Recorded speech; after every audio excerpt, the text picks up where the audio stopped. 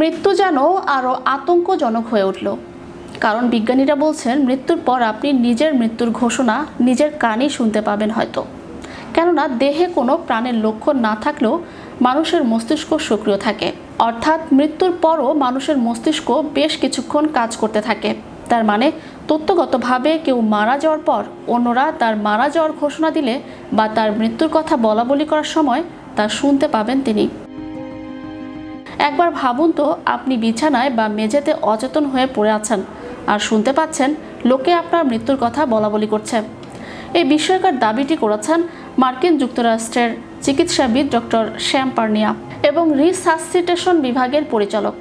তিনি এবং তার নেতৃত্বাধীন গবেষক দল হার্ট অ্যাটাকে অজ্ঞান হওয়ার পর পুনরায় বেঁচে ফেরা রোগীদের উপর পর্যবেক্ষণ চালিয়ে এই বিস্ময়কর দাবি করেছেন, যাদেরকে প্রথমে চিকিৎসাগতভাবে মৃত হিসেবেই বিবেচনা করা হয়েছিল। হার্ট অ্যাটাকের পর প্রাণ ফিরে পাওয়া এমন রোগীরা বলছেন তাদেরকে যখন মৃত ঘোষণা করা হয়েছিল তখন তাদের মস্তিষ্ক সচেতন ছিল এবং তারা তাদের আশেপাশের লোকজনদের কথাবার্তা শুনছিল এবং তাদের চারপাশে কি ঘটছিল তাও দেখছিল। এমনকি তাদেরকে মৃত ঘোষণা করার পরও তাদের মস্তিষ্ক সক্রিয় ছিল বলে দাবি করেছেন ওই রোগীরা। তাদের অচেতন থাকার সময়কার ঘটনা সম্পর্কে পরে তারা যে বিবরণ দিয়েছে সেসবের সত্যতা নির্ণয় করেন সে সময় সেখানে উপস্থিত থাকা ডাক্তার ও নার্সরা। চিকিৎসাগতভাবে একজন মানুষকে তখনই মৃত ঘোষণা করা হয় যখন তার হৃৎপিণ্ড অচল হয়ে পড়ে, অর্থাৎ হার্টবিট বন্ধ হয়ে যায় এবং মস্তিষ্কেও রক্ত চলাচল বন্ধ হয়ে যায়। ডক্টর শ্যাম পার্নিয়া বলেন, টেকনিক্যালি মৃত্যুর সময় এমনটাই ঘটে। হৃৎপিণ্ড বন্ধ হয়ে যাওয়ার মুহূর্তটিকেই মৃত্যু বলা হয়।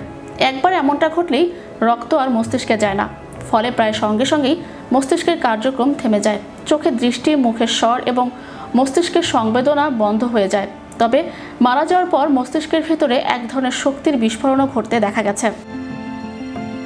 এর আগের এক গবেষণা অনুযায়ী ক্লিনিক্যালি মৃত ঘোষিত হওয়ার পর 10 মিনিট পর্যন্ত সচল থাকে মস্তিষ্ক।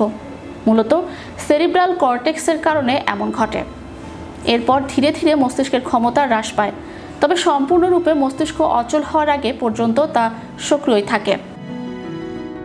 উল্লেখ্য, ডক্টর পার্নিয়া আরও বলেন, আমরা এখন আসলে মৃত্যুর সময় লোকে প্রকৃতি কী ধরনের অভিজ্ঞতার মধ্য দিয়ে যায় তা নির্ণয়ের চেষ্টা করছি, আর এতে সফল হতে পারলে আমরা সব মানুষেরই মৃত্যুর অভিজ্ঞতা কেমন তা বুঝতে পারব। Channel 52 news desk.